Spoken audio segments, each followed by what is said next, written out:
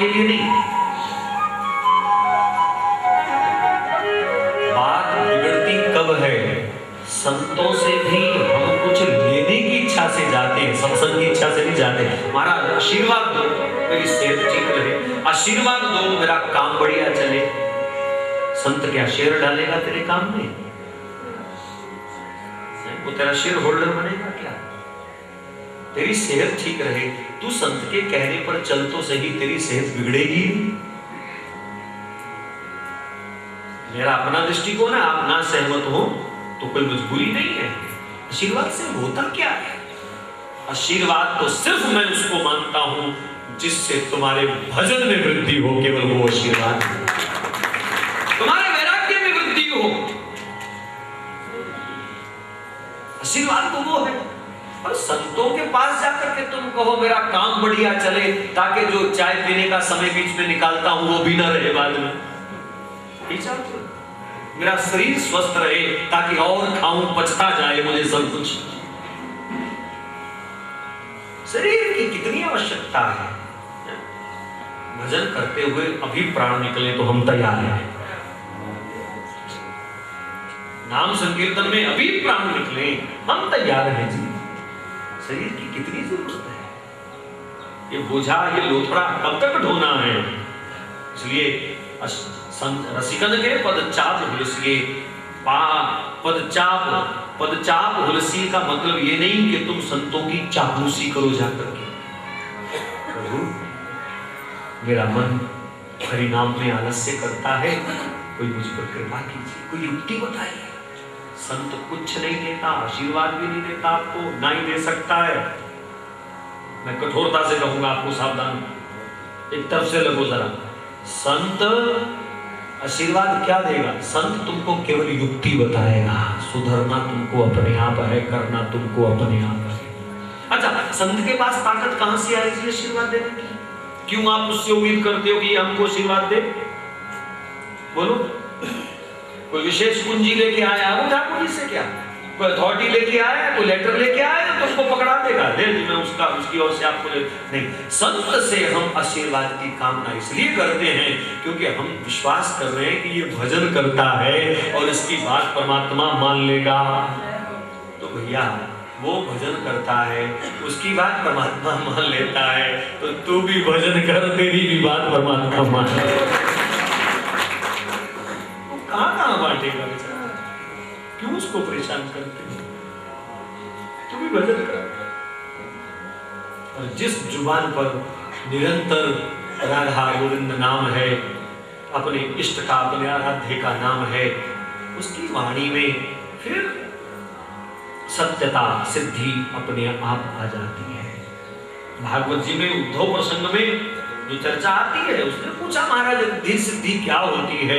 उद्धव जी ने पूछा प्रभु रिद्धि सिद्धि क्या होती है? भगवान कहते हैं मेरे ऊपर, मेरे नाम पर जो दृढ़ विश्वास है यही रिद्धि सिद्धि है।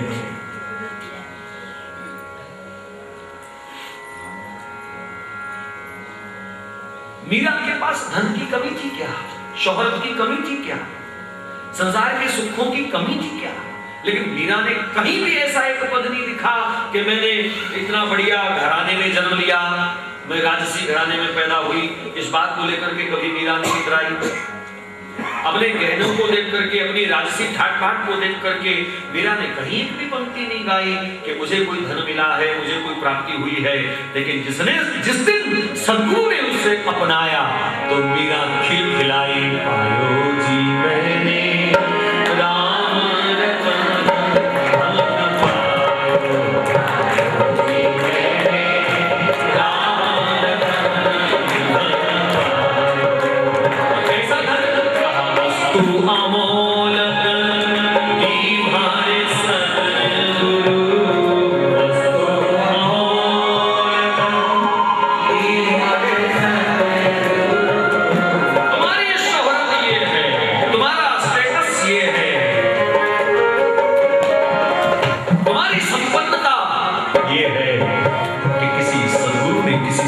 तुम्हें अपना लिया, अपने साथ जोड़ लिया। इसलिए मीरा इस वस्तु को अमोलक कहते हैं। मीरा के पास हीरे होंगे जिनको लोग अमोलक कहते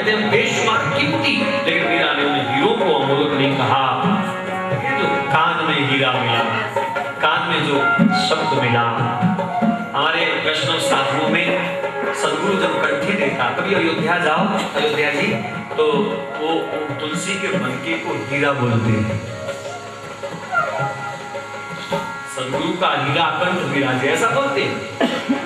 हीरा, ये हीरा जो सदगुरु तुम्हें दे, वो शब्द दे, वो मनका दे, वो स्तोत्र दे, वो पाठ दे, वो कोई इशारा दे, तुम्हारे जीवन की वही अमोलक वस्तु है। क्योंकि लोक प्रलोक के जितने भी सुख हैं उसी अमोलक वस्तु से ही निकलेंगे, उसी के बाद निकलेंगे। वस्तु अमोलक तुम्हारे सद्गुरु, वस्तु अमोलक तुम्हारे सद्गुरु, वस्तु अमोलक तुम्हारे सद्गुरु, वस्तु अमोलक तुम्हारे सद्गुरु। मानस में लिखा है कि परमात्मा जब बहुत कृपा करता है तो जीव को मनुष्य योनि देता है। ये मनुष्य योनि क्या है? परमात्मा की कृपा। फिर भी मनुष्य कृपा मानता है, तो उसने दी ही कृपा है तुमको। वो चोंच लगा देता, वो 2 हाथ की जगह 2 पैर लगा देता, वो लंबी सी पूंछ पीछे लटका देता है, वो तुमको लाल काला मुंह बना देता, तो किस कोर्ट में मुकदमा करते उसके ऊपर? ये प्रभु तुमने क्या किया? क्या बिगाड़ सकते थे? ईश्वर की बहुत बड़ी कृपा है, ये मनुष्य जीवन मिला। लेकिन मीरा ने ईश्वर की दी हुई कृपा को भी कहीं बखान नहीं किया कि मुझे मनुष्य बना करके भेजा। नहीं, मीरा ने कृपा कब मानी? जब वस्तु अमोलक तुम्हारे सद्गुरु, वस्तु अमोलक तुम्हारे सद्गुरु, कृपा करी अपनायो रोजी मैंने, कृपा करी अपनायो रोजी मैंने, नाम रतन रोजी मैंने, नाम रतन पायो रोजी मैंने, नाम रतन पायो रोजी मैंने, राम रतन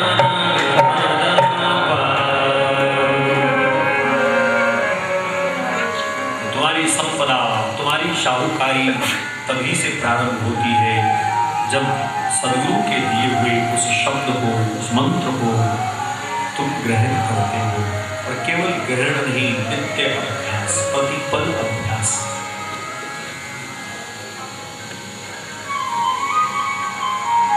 प्राण प्यारी को हृदय कुंज में पधराने के लिए निरंतर सत्संग का सेवन।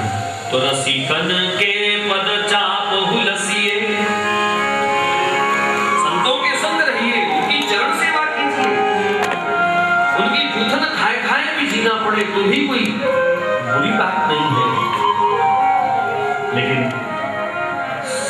संत की संगत का प्रतिफल क्या है? इस बात को लेकर के मत इतराते रहना, मैंने संतों की बड़ी सेवा करी, मैंने संतों की बड़ी सेवा करी।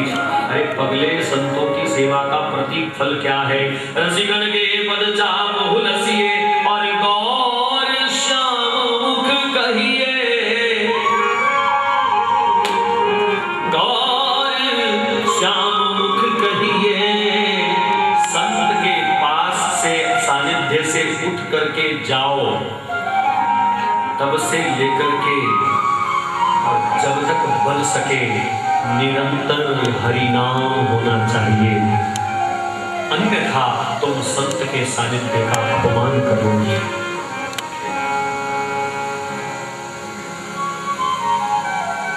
संत का दर्शन किस लिए? सिर्फ किस लिए? इनको देख करके अपनी ईश्वरी जी की याद आती है। इनको देख करके उस तत्व से जुड़ने का एक अवसर मिलता है। ये हमारे कटी हुई तार को जोड़ देते हैं उसके साथ, और उनसे मिलकर के भी अगर तार ना फिर आम आदमी के दर्शन में और संत दर्शन में अंतर क्या है? तो संत दर्शन का केवल एक फल गौर श्याम मुख कहिए। गौर श्री किशोरी जी, श्याम श्री कृष्ण। सत्संग प्रारंभ हो जाए, नाम ध्वनि प्रारंभ हो जाए, संत को देख करके, संत से मिल करके।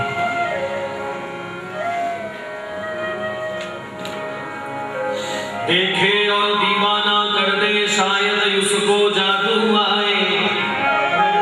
सत्संग से प्रभावित हुआ और रसिक कहता है देखे और दीवाना, मैं तो अच्छा भला जा रहा था अपनी मस्ती में, क्या हुआ? इसको देखते ही राधे राधे राधे राधे राधे राधे। कई बार लोग कहते हैं ना, वो आगे राधे राधे वाले, शक्ल देख के कह देते आगे राधे राधे वाले। जिसने कभी महीनों से राधे राधे नहीं बोला, वो भी देख करके कह देता है राधे राधे। भले दिल से कहे भाई साहब राधे राधे, आ गए हो राधे राधे। कुछ लोग हमें फोन करते हैं, आगे पीछे भले वो हाय हेलो कुछ भी करते हो, लेकिन इधर नंबर मिलाते हैं राधे राधे से।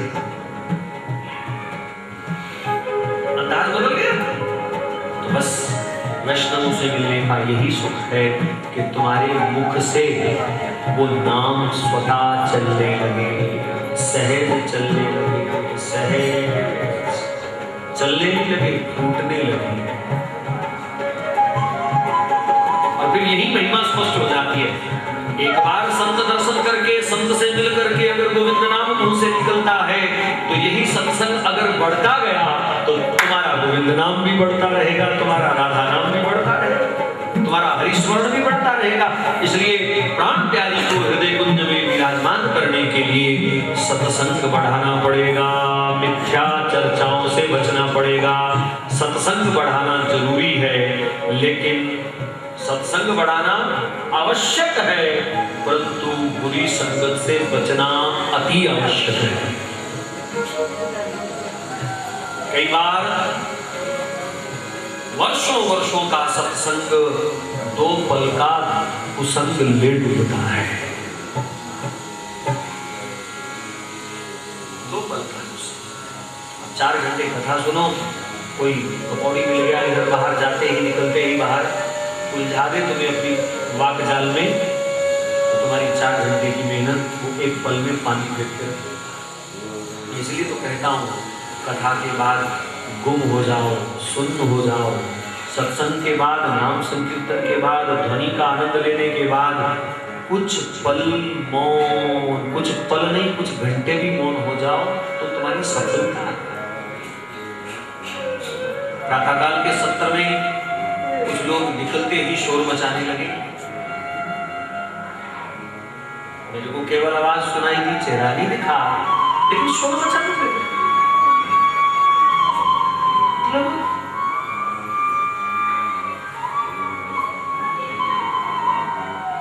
पिक्चर देख करके भी तुम विचार करते हो, सीरियल देख के भी तुम विचार करते हो, आगे क्या होगा, ये क्या हुआ। और सत्संग के बाद कभी तुम भीतर में विचार नहीं करते। कैसे इच्छा होती है तो किसी से बात की जाए, कैसे इच्छा। मुझे आश्चर्य है, इसका मतलब पापों का खूब भरा भंडार भीतर संजोए हुए हैं अभी, जो चैन से बैठने नहीं दे रहा। क्यों इच्छा होती है? अपनी अंतरात्मा से बात करके आए हैं। अरे तुम्हारा अपना सिर्फ वही है, उससे बात करने के बाद भी किसी दूसरे से बात करने की जिज्ञासा रखते हो, क्यों? ऐसा हरा गहरा समझा है क्या ठाकुर को?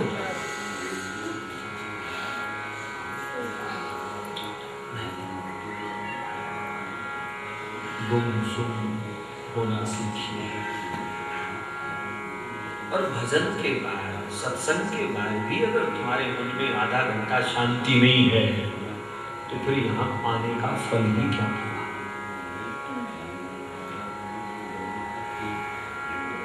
ऐसे लोग छूटते हैं, अपने मुंह का ताला ऐसे खोल के जैसे किसी ने पकड़ के रखा जबरदस्ती।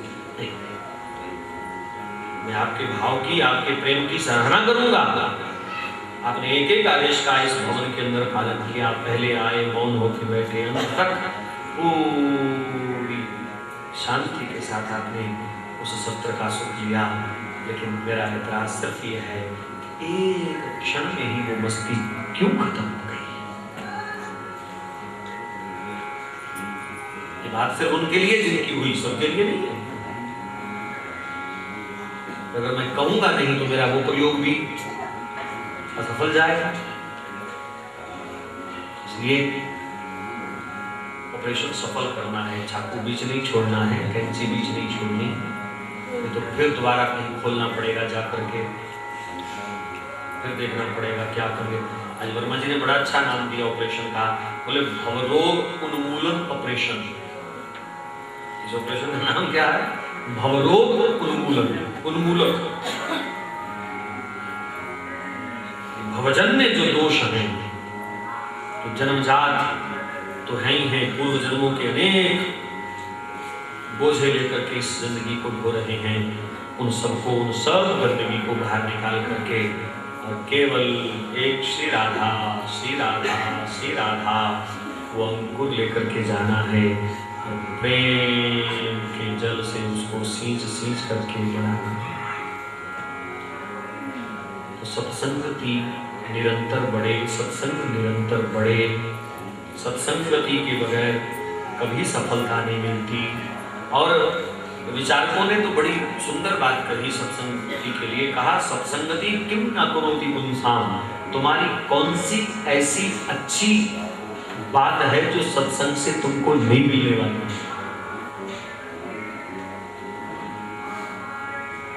किसी की भी बिगड़ी आज तक सुधरी है तो सत्संग से। वाल्मीकि नारद घट जोनी, निज निज मुख न कही निज होनी। वाल्मीकि जी ने, नारद जी ने, सबने अपनी अपनी कथाएं स्वयं अपने श्री मुख से गा गा करके अपना जीवन का अनुभव बताया। उनकी बिगड़ी बनी तो कब? जब उनको सत्संग मिला। वाल्मीकि जी क्या थे आप जानते हैं सब। नारद जी क्या थे? भागवत जी में कथा आती है, नारद जी दासी पुत्र थे और 4 महीने की संगति से दासी पुत्र ब्रह्मपुत्र हो गया। ब्रह्मा जी का भी आगे कथा है कि उनके जन्म में सत्संगति किम न करोति पुंसाम, तुम्हारा भला केवल सत्संग से है। चलो एक बात और कहूँ, अगर अध्यात्म लाभ अधिक लेने की इच्छा नहीं है तो जब तक जिंदगी है उसको चैन से जीने के लिए भी सत्संगति ही काम आएगी।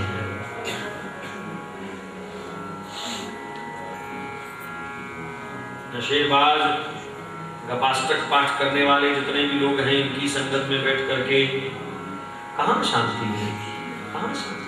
उलझने कांटे बिछे हुए हैं एक चर्चा में। मन बेचारा पहले खाली नहीं रहता, अनेक विषय ऊपर से और डाल दिए जाते हैं, जलती पर घी का काम करने वाले, और मन को और भटका देते हैं, शांत कर देते। इसलिए दूसरों, देखो एक बात और कहूँ, सत्संग की जब हम बात करें तो दूसरों की संपत्ति को देखना ये भी कुसंग है। कईयों का अपना मन शांत होता है लेकिन दूसरे के डायमंड के टॉपर्स देख करके मन लोभी हो जाता है। गई मन की शांति। अच्छे भले शरीर ढका हुआ है लेकिन किसी दूसरे का बढ़िया सूट देख करके मन की शांति चली जाती है। ये क्या, मैं कहाँ हूँ, मैंने क्या पाया। कभी भी दूसरों की इस उन्नति को मत, भौतिक उन्नति को मत देखो। इसका सूट बढ़िया है, इसका गहना बढ़िया है, इसकी गाड़ी बढ़िया है, इसका मकान बढ़िया है, इसका रुतबा बढ़िया, ये भी कुसंग है, ये भी कुसंग है। बढ़िया कौन? सहज स्वभाव पर्यो नव, एक को बढ़िया मान लो बस, उसके जैसा कोई नहीं। मेरा ठाकुर बल्ले बल्ले, बाकी सारे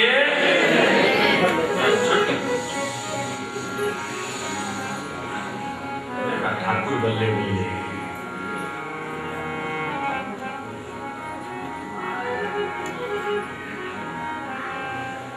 ए जी संकट कटेगी, करेगी भली,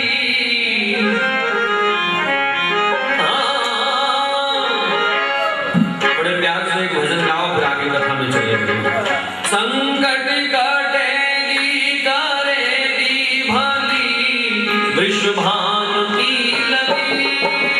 संकट कटेगी करेगी भली वृषभानु की लगी। संकट कटेगी करेगी भली वृषभानु की लगी।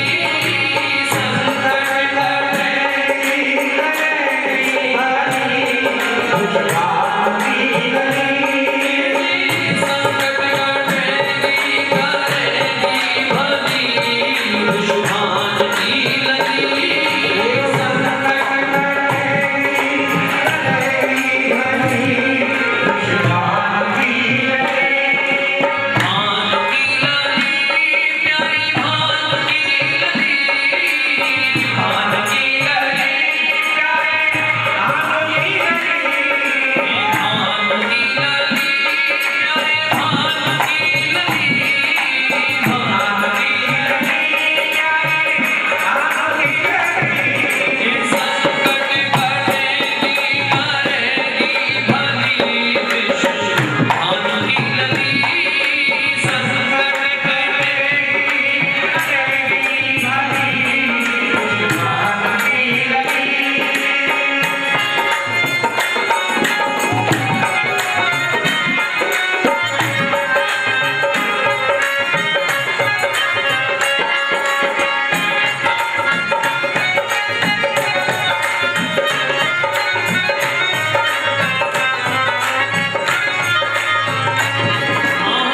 संकट कटेगी करेगी भली वृषभानु की लगी। संकट कटेगी करेगी भली वृषभानु की लगी।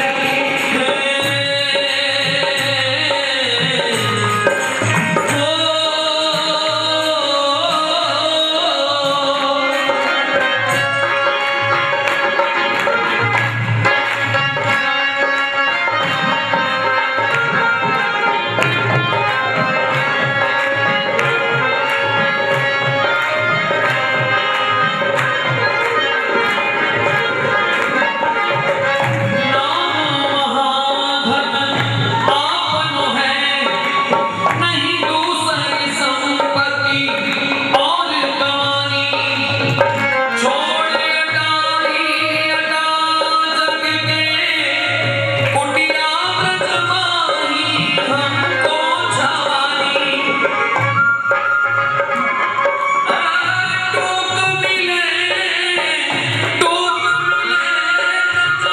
रसी बन के और सेवे सदा यमुना जल पानी। फिर औरन की परवाह नहीं। औरन की परवाह नहीं। ठकुराइन अपनी श्री राधिका रानी। ठकुराइन अपनी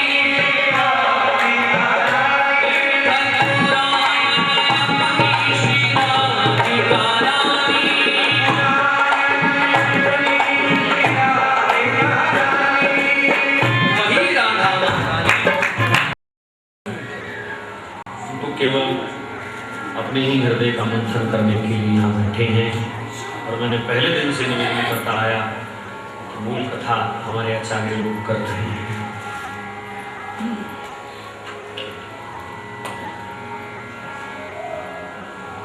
भगवान ने द्वारिका में अपनी लीला को विश्राम दिया और भगवान के लीलावसान का समाचार सुनकर के अर्जुन से सब पांडव भी स्वर्गारोहण के लिए तैयार हुए। परीक्षित को उन्होंने राज्य गद्दी सौंपी।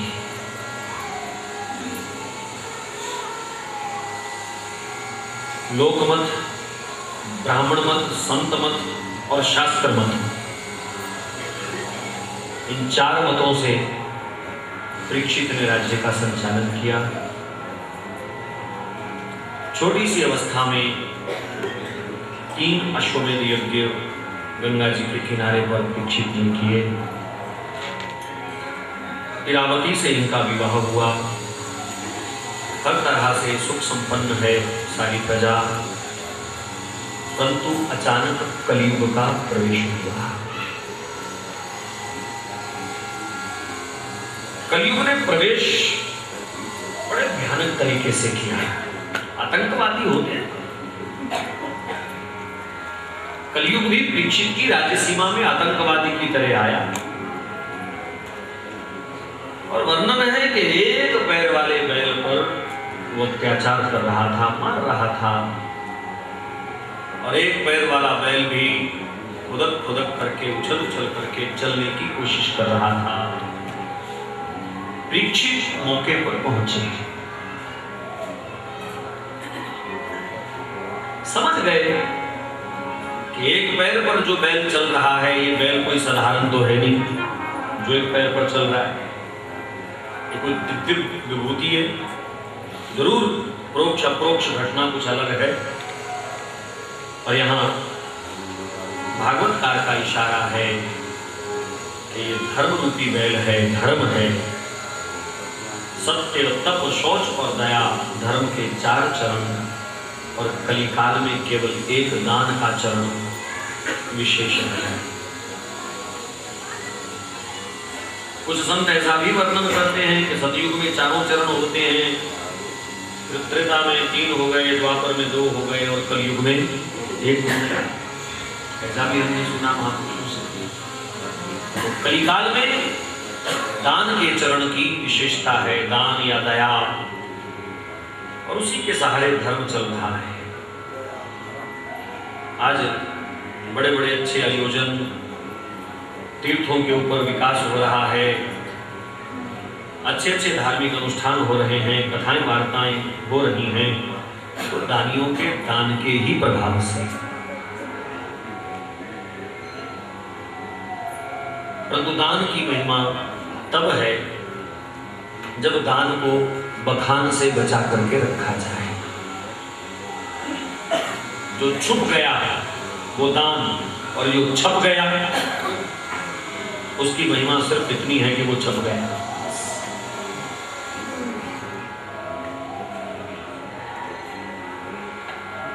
परीक्षित ने ये दृश्य जब देखा तो एकदम धनुष बाण लेकर के ललकार दिया, कौन है जो समर्थ बलवान होकर के